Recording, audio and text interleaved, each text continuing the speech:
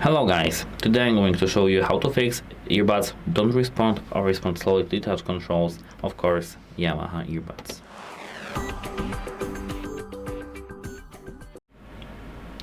So the thing that you need to remember is that the issue may be your phone. If you have the phone that is old, is cheap or is slow and you feel that it's slow, and the issue may be just it and we can't fix it. You need to just replace your phone. But if you don't have the funds, that's nothing to worry. We can try to fix the earbuds.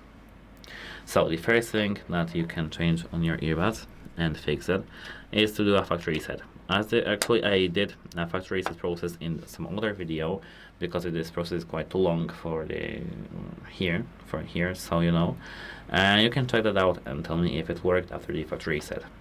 If it still doesn't work after factory reset, there is nothing we can do about earbuds. Actually, apart from charging them up to 100% and checking if it works after that.